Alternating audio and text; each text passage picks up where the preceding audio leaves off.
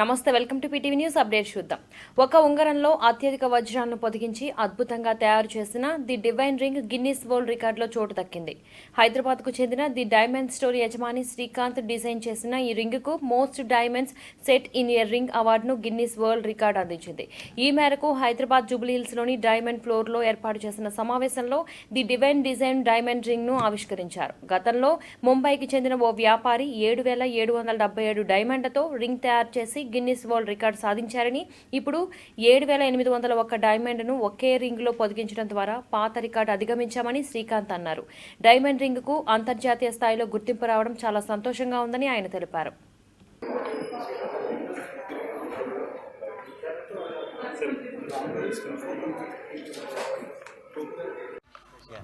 Hi, good afternoon all. Good afternoon to one and all.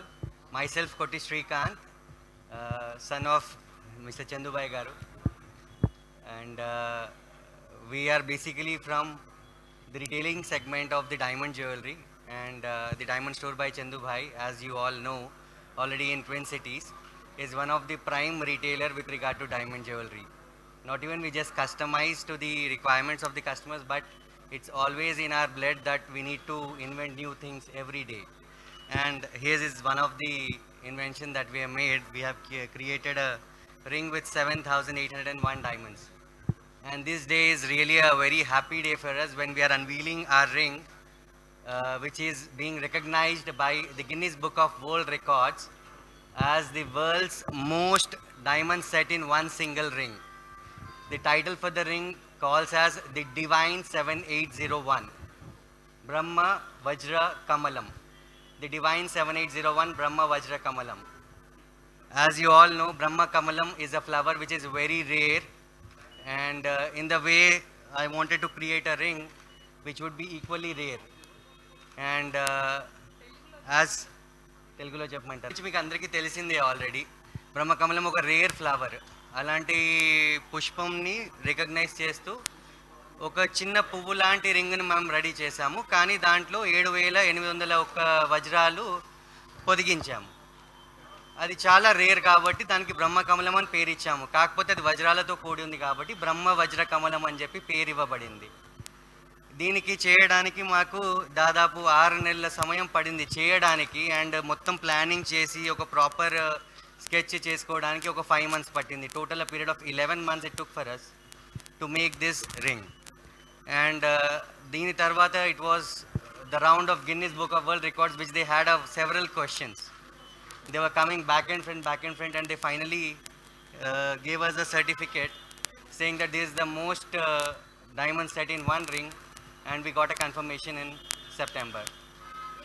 And this ring would be coming for auction in some time to the customers as well. So that's it. Price and the auction dates are yet to be revealed, and we are still having few things which will be taking care of, and probably November beginning gaani November ending మధ్యలో ఉంటుంది. It will be November month. Only record అని ఆలోచించలేదండి. First ఒక మంచి ఒక divine ring అంటే ఒక సపరేట్గా క్రియేటివ్గా ఉండే రింగ్ రెడీ చేద్దామని అనుకున్నాము. అలా చేస్తూ I ended up with flower. ఒక అమ్మాయి చేతిలో ఉంగరం ఉంటే మొత్తం చెయ్యి కవర్ అవుతూ మంచి పుష్పం లాంటి ఉంగరం ఉండాలని అనుకున్నాను. ఆ ఇన్స్పిరేషన్తో చేస్తూ we ended up saying that no doubt it will be a beautiful piece. ఒక క్రియేషనే కాకుండా అది చాలా యూనిక్గా we can stand out to Guinness book saying that ఇన్ని డైమండ్స్ ఒదిగించగలుగుతామని చెప్పి మేము ప్లానింగ్ చేసుకొని క్యాడ్ చేసి అన్నీ చేసే వరకు we ended up with Guinness book of world record. Actually, we eventually wanted to create one beautiful piece which would be one of the masterpieces of the diamond store by Chandubhai.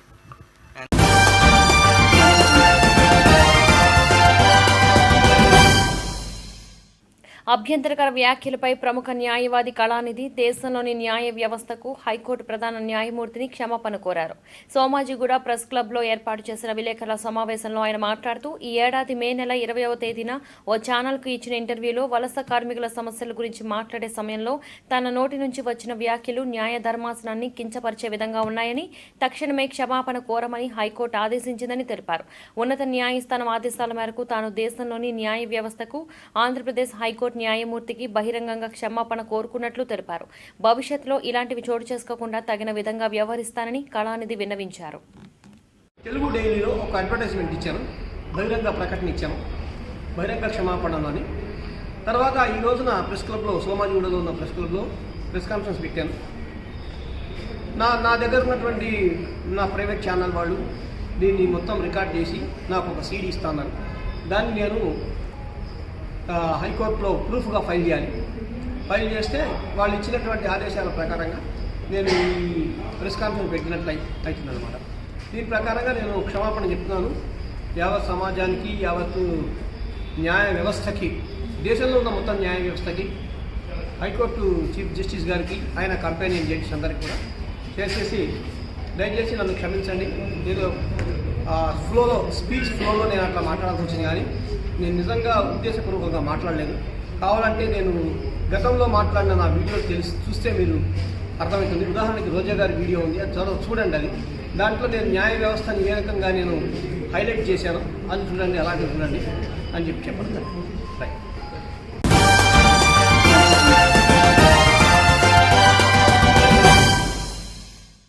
ఎగువ నుంచి వస్తున్న నీటితో జూరాల ప్రాజెక్టుకు వరద ప్రవాహం కొనసాగుతోంది. Project పూర్తి స్థాయి నీటి మట్టం 318 మీటర్లు కాగా ప్రస్తుత నీటి మట్టం 317 మీటర్లకు చేరింది. ప్రస్తుతం అధికారులు ప్రాజెక్టు 28 గేట్లు ఎత్తివేసి నీటిని దిగువకు విడుదల చేశారు. ప్రాజెక్టు ఇన్ఫ్లో 3,90,000 క్యూసెక్యూలు, అవుట్ఫ్లో 3,99,000 క్యూసెక్యూలుగా ఉంది.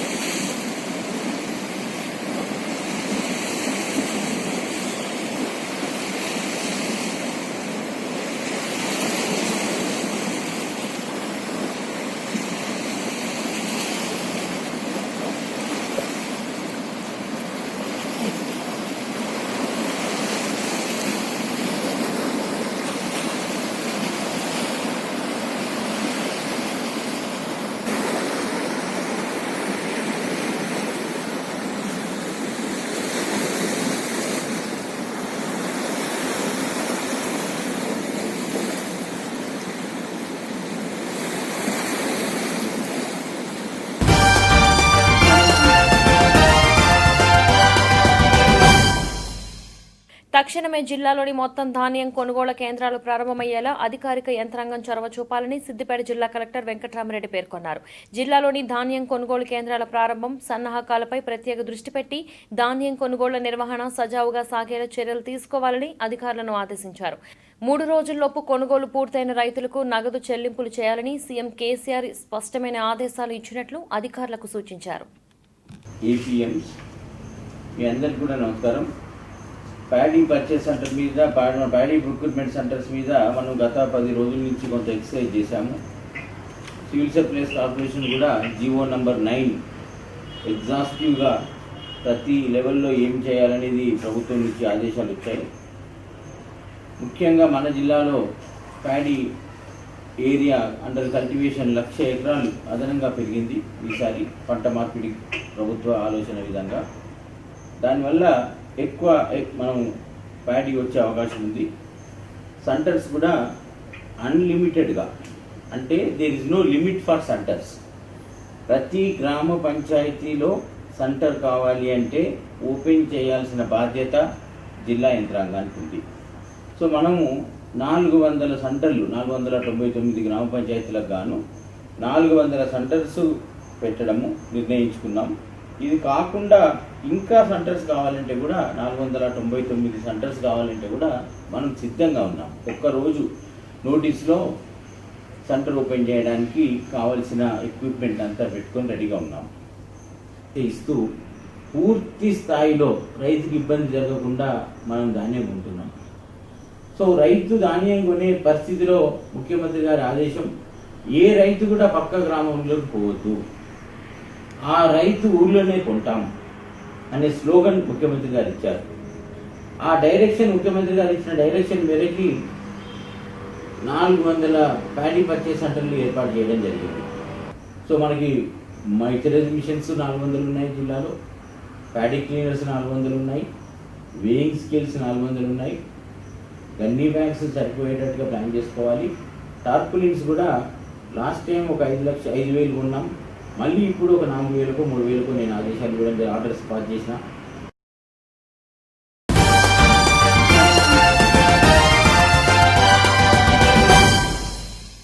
దుబ్బాక ఉప ఎన్నికల్లో టీఆర్ఎస్ పార్టీ తరపున పోటీ చేస్తున్న సుజాతను భారీ మెజార్టీతో గెలిపించుకుంటామని మాదిగ జేఏసీ ప్రకటించింది. ఈ సందర్భంగా ఎస్సీ కార్పొరేషన్ మాజీ చైర్మన్ పిడమర్తి రవి ఆధ్వర్యంలో మాదిగ సంఘాలతో సమావేశం ఏర్పాటు చేశారు. ఇందులో భాగంగా వారు మాట్లాడుతూ 1994 నుంచి మాదిగ ఉద్యమం కొనసాగుతోందని, జాతీయ పార్టీగా చెప్పుకునే కాంగ్రెస్, బీజేపీలు మాదిగలను మోసం చేశాయన్నారు.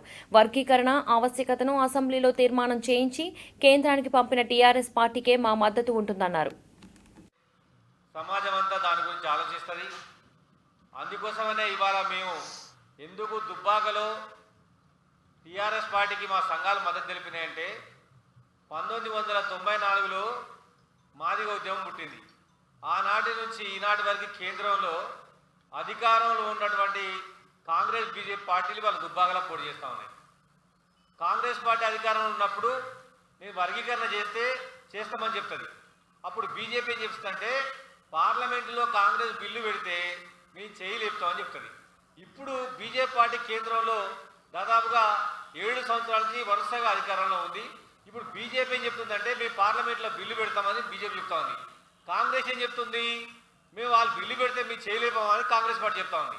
కాబట్టి మిత్రులారా, ఇట్లా రెండు సార్లు అధికారంలోకి వచ్చింది. వాళ్ళు రెండు సార్లు అధికారంలోకి వచ్చి ఇదే మాట చెప్పుకుంటూ 25 ఏళ్ల నుంచి మాదిగ జాతిని మోసం చేస్తూ ఉన్నారు. అదేవిధంగా ఆ మోసాన్ని, ఆ కుట్రలను తిప్పికొట్టాలనే ఉద్దేశంతో ఆ 2 పార్టీలు ఇవాళ మరి దుబ్బాకలో పోటీ చేస్తూ ఉన్నాయి. కాబట్టి మాదిగలందరం కూడా ఆ 2 పార్టీల కనువిప్పు జరగాలంటే మాదిగ సంఘాలు మొత్తం కూడా పోయి అక్కడ వాళ్ళకి ఎవరైతే వ్యతిరేకంగా ఉన్నారో టీఆర్ఎస్ పార్టీ ముందు మాదిగలకు ఏం చేసిందో మనం ఆలోచించి మనం టీఆర్ఎస్ పార్టీకి మద్దతు తెలపాలని నిశ్చయించుకున్నాం. ముందుగా టీఆర్ఎస్ పార్టీ రాష్ట్ర పార్టీ, తెలంగాణ ఉద్యమం చేసిన పార్టీ, ముందు నుంచి తెలంగాణ రాష్ట్రంలో అతిపెద్ద కులమైనటువంటి మాదిగ జాతికి వెన్నుదన్నుగా ఉన్నటువంటి పార్టీ. మొన్న జరిగినటువంటి ఎన్నికల్లో ఉన్న 18 స్థానాలలో 10 స్థానాలు మాదిగలకు ఇచ్చి మాదిగలకు గౌరవించింది. 3 పార్లమెంటు స్థానాలు, 2 పార్లమెంటు స్థానాలు మరి మాదిగలకు ఇచ్చింది. అదేవిధంగా మొదటి దఫా ప్రభుత్వంలో ముఖ్యమంత్రి గారే స్వయంగా అసెంబ్లీలో తీర్మానం పెట్టి ఆ తీర్మానం కాపీని ఆనాడు ఉప ముఖ్యమంత్రి కడియం శ్రీహరి గారితో సహా కలిసి ప్రధానమంత్రికి ఇవ్వడం జరిగింది. అదేవిధంగా ముఖ్యమంత్రి గారే స్వయంగా అసెంబ్లీలో ఉండి ఎప్పుడు సండే ఉండదు, మండే కూడా ఉంటుంది, మాదిగలకు కూడా ఒక రోజు వస్తుంది, కాబట్టి నేనే ఢిల్లీకి పోతా, ఏబిసిడి సాధిస్తానని సాక్షాత్తు ముఖ్యమంత్రి గారే ఏబిసిడి మీద స్వయంగా మాట్లాడడం జరిగింది. మీ ఆకాంక్ష నెరవేర్చే బాధ్యత నాది. ఈవెన్ మందకృష్ణ మాదిగ పని కూడా అయిపోయిందని చెప్పి కూడా కేసీఆర్ గారు చెప్పి మాదిగలకు హామీ ఇవ్వడం జరిగింది. ఈ సందర్భంగా నేను మందకృష్ణ మాదిగని ఒకటి అడగదలుచుకున్నా. 20 ఏళ్ల నుంచి నువ్వు అటు కాంగ్రెస్కి ఇటు బీజేపీకి మద్దతు తెలిపినావు. వాళ్ళు వర్గీకరణ మీద చట్టం చేయకపోగా ఒక్కసారి కూడా పార్లమెంట్లో కనీసం చర్చ చేసిన సందర్భం లేదు. మరి మొన్న టీఆర్ఎస్ పార్టీ లోక్సభ పార్టీ పార్లమెంట్లో ఏబిసిడి చేస్తావా చేయమని కూడా లోక్సభ స్పీకర్ని ప్రశ్నించడం జరిగింది. కాబట్టి కృష్ణమాదిగా ఎందుకు నువ్వు దుబ్బాకలో కాంగ్రెస్ బీజేపీని ఓడియండి అని ప్రశ్నించమని అడుగుతా ఉన్నా. నిజానికి మాదిగ జాతి మీద ప్రేమ ఉంటే, ఈ జాతి మీద మీకు అభిమానం ఉంటే, ఈ జాతి కోరుకున్నటువంటి ఏబిసిడి సాధించాలంటే రేపు జరగబోయే దుబ్బాక ఎన్నికల్లో ఖచ్చితంగా బీజేపీ పార్టీని, కాంగ్రెస్ పార్టీని టీఆర్ఎస్ పార్టీ చేత మాదిగలు ఓడించాలి. అప్పుడే ఆ 2 పార్టీలు కూడా తెలంగాణ రాష్ట్రంలో అతిపెద్ద కులమైనటువంటి మాదిగల ఆకాంక్షని పట్టించుకోకుండా ఏ ఎన్నికలకు పోయినా మాదిగలు మనకు వ్యతిరేకంగా తిరిపిస్తారు, మాదిగలకు కెపాసిటీ సరిపోకపోతే మనను ఓడించే పార్టీలు ఏమిటి ఉంటారని చెప్పేసి కూడా బీజేపీ, కాంగ్రెస్ పార్టీలు అనుకుంటాయి, తెలుసుకుంటాయి. మరి అదేవిధంగా వచ్చే పార్లమెంట్ సమావేశంలో ఏబిసిడి బిల్లును పెడతాయి. తప్పితే కృష్ణమాదిగా మళ్ళీ లోపాయకరంగా అదే బీజేపీ, కాంగ్రెస్ పార్టీలకు మద్దతు తెలిపితే కనుక ఆ పార్టీలకు ఓటేసినంత కాలం మాదిగ జాతికి ఏబిసిడి కాదు. తెలంగాణ రాష్ట్రం వచ్చింది ప్రధాన కారణం ఏంటంటే ఇక్కడ ఉన్నటువంటి కాంగ్రెస్ పార్టీ, బీజేపీ పార్టీలని అనేకమైనటువంటి ఎన్నికలను ఓడించుకుంటూ వచ్చింది. అనివార్యంగా కేంద్ర ప్రభుత్వంలో ఉన్నటువంటి ఆనాటి కాంగ్రెస్ పార్టీ ఇక తెలంగాణ రాష్ట్రం ఇయ్యకపోయినట్టు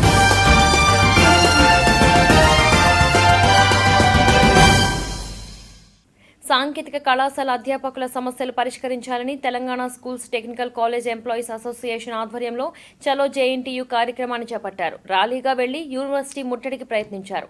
అప్పటికే అక్కడ ఉన్న పోలీసులు అధ్యాపకులను అడ్డుకున్నారు. ఈ సందర్భంగా వారు మాట్లాడుతూ అధ్యాపకులకు జీతాలు చెల్లించకుండా ఉద్యోగం నుండి తొలగించినా పట్టించుకోకుండా పరీక్షలు పెడుతున్న యూనివర్సిటీ వైఖరిని తీవ్రంగా ఖండించారు. ప్రైవేట్ అధ్యాపకులకు కరోనా పరిస్థితుల్లో జీవో నెంబర్ 45 ప్రకారం జీతాలు చెల్లించే విధంగా చర్యలు తీసుకోవాలని కోరారు. మహిళా అధ్యాపకులకు 6 నెలల మెటర్నిటీ సెలవులు ఇవ్వాలన్నారు. ఇప్పటి వరకు తొలగించిన ప్రైవేట్ అధ్యాపకులు అందరినీ వెంటనే విధుల్లోకి తీసుకునే విధంగా ప్రభుత్వం జీవో విడుదల చేసి చర్యలు తీసుకోవాలని రాష్ట్ర అధ్యక్షులు సంతోష్ కుమార్ డిమాండ్ చేశారు. జేఎన్టీహెచ్ పరిధిలో ఉన్నటువంటి అఫిలియేటెడ్ కాలేజీలు దాదాపుగా 174 కాలేజీలు ఉన్నాయి. దానికి అనుబంధంగానే ఫార్మసీ కాలేజీలు, ఎంబీఏ, ఎంసీ కాలేజీలు ఉన్నాయి. ఆ కళాశాలలో దాదాపుగా 43,000 మంది పనిచేస్తున్నటువంటి అధ్యాపకులకు ఈ రోజు ఏ ఒక్క కళాశాల కూడా 8 నెలల నుంచి జీతాలు ఇవ్వకుండా తీవ్ర ఇబ్బందులకు గురిచేస్తుంది. ఈ విషయం పైన ఎన్నో దఫాలుగా మేము రిజిస్టర్ గారికి, వీసీ గారికి విన్నవించుకున్నప్పటికీ కూడా ఇప్పటికి కూడా మా సమస్యలను నెరవేర్చలేదు. మరి అట్టి సమస్యలను నెరవేర్చకుండా ఈనాడు రాత్రికి కళాశాలలకు అప్లికేషన్లు ఇచ్చి ఇలా ఎవరి కోసం అప్లికేషన్లు ఇచ్చారు, ఎవరి బాగోగుల కోసం మీరు అప్లికేషన్లు ఇచ్చారని చెప్పేసి నేను మీడియా ద్వారా అడుగుతున్నాను. ఇవాళ జీతాలు చెల్లించినటువంటి అవినీతిలో ఉన్నటువంటి కళాశాలలకు అప్లికేషన్లు ఇచ్చి ఇలా రాష్ట్ర విద్యా వ్యవస్థను మీరు రోడ్డు మీద పెడాయదలుచుకున్నారా అని చెప్పేసి నేను మీడియా ద్వారా అడుగుతున్నాను. ఈ రోజు రాష్ట్రంలో ఉన్నటువంటి ఏ ఒక్క కళాశాలలో కూడా సరైన అధ్యాపకులు విద్యార్థి నిష్పత్తి లేదు. కానీ ఈ రోజు యూనివర్సిటీ అధికారులు ఆ కళాశాలకు ఎలాంటి ఇన్స్పెక్షన్ చేయకుండా ఈ రోజు రాత్రికి అప్లికేషన్ ఇచ్చి ఈ రోజు విద్యార్థులను కానీ అధ్యాపకులను కానీ రోడ్డు మీద పడే పరిస్థితి ఏర్పాటు చేశారు యూనివర్సిటీ అధికారులు.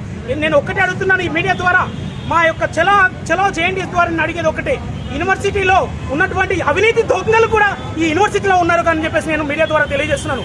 ఎందుకంటే ఆ కళాశాలలు కోట్ల రూపాయల అవినీతి జరుగుతున్నప్పటికీ కూడా ఎలాంటి ఇన్స్పెక్షన్ చేయకుండా కూడా వాళ్ళకు అనుమతులు ఇస్తున్నారు. కానీ ఇలా అధ్యాపకులు రోడ్డు మీద పడి ఆత్మహత్యలు చేసుకుంటే కూడా వాళ్ళ యొక్క సమస్యలను పట్టించుకోకుండా ఏమాత్రం కూడా వినకుండా వాళ్ళకు అప్లికేషన్లు ఇచ్చి ఇష్టానుసారంగా వ్యవహరిస్తున్నటువంటి జేఎన్టీహెచ్ రిజిస్టర్ కానీ, ఉన్నటువంటి ఇన్ఛార్జ్ వీసీ కానీ తక్షణమే వాళ్ళు రాజీనామా చేసి రాష్ట్ర ప్రభుత్వంలో ఉన్నటువంటి ఏవైతే విద్యాశాఖ ఉందో వారు కూడా రాజీనామా చేసి అధ్యాపకులకు న్యాయం చేయాలని చెప్పేసి రాష్ట్ర ముఖ్యమంత్రి గారు కూడా నేను డిమాండ్ చేస్తున్నాను. ప్రత్యేకంగా తెలియజేసేది ఈ విషయంలో ఈ రోజు ఈ చలో జేఎన్టీహెచ్ కార్యక్రమం ఎందుకంటే రాత్రికి కొత్త కోర్సులు అని చెప్పేసి ఏదో రకరకాల కోర్సులు పెట్టారు. ఎవరి కోసం పెట్టారు కోర్సులు? ఒక్క కళాశాలలోనే అధ్యాపకులు ఉన్నారా? నేను ఒక్కటే అడుగుతున్నాను, నేను ఈ జేఎన్టీహెచ్ గేట్ ముందు నేను ఛాలెంజ్ చేస్తున్నాను యూనివర్సిటీ అధికారులకు. ఒక కాలేజీకి వెళ్దాం, ఏ ఒక్క కాలేజీలో అధ్యాపకులు ఉంటే నేను ఈ కాలేజీ గేటు ముందు నేను ఉరితాడు చేసుకుంటానని చెప్పేసి నేను తెలియజేస్తున్నాను మీడియా ద్వారా. ఎందుకంటే ఈ రోజు ఉన్నటువంటి రాష్ట్రంలో ఉన్నటువంటి కళాశాలలో విద్యార్థి ఫ్యాకల్టీ నిష్పత్తి లేదు. కానీ మీరు ఏమాత్రం చూడకుండా మీ కాసుల కోసమే మీరు పనిచేస్తున్నారు. కానీ ఇలా అధ్యాపకుల గురించి కానీ విద్యార్థుల భవిష్యత్తు గురించి కానీ మీరు ఆలోచించడం లేదు. ఇప్పటికైనా స్పందించి రాష్ట్ర ప్రభుత్వం కానీ యూనివర్సిటీ అధికారులు కానీ స్పందించి తొలగించినటువంటి అధ్యాపకులను మరియు జీతాలు చెల్లించినటువంటి యాజమాన్యం పైన చర్య తీసుకోవాలని చెప్పేసి, తొలగించినటువంటి అధ్యాపకులను వెంటనే విధులకు తీసుకోవాలని చెప్పేసి నేను మా యొక్క చలో జేఎన్టీహెచ్ హైదరాబాద్ ప్రోగ్రాం ద్వారా మీడియా ద్వారా నేను తెలియజేస్తున్నాను. చివరగా నేను ఒకటి తెలియజేసే రాష్ట్ర ప్రభుత్వానికి కూడా, మీరు తెలంగాణ ప్రజల కోసం పనిచేస్తున్నారా లేదంటే అవినీతిలో ఉన్నటువంటి యజమాన్యాల కోసం పనిచేస్తున్నారా అని చెప్పేసి నేను మీడియా ద్వారా అడుగుతున్నాను. మీరు యజమాన్యాల కోసమే పనిచేస్తే మీరు తెలంగాణ రాకముందుకు ఏం చెప్పారు, ఇలా తెలంగాణ వచ్చిన తర్వాత మీరు ఏం చేస్తున్నారో కూడా తెలియజెప్పాలి ప్రజలకి.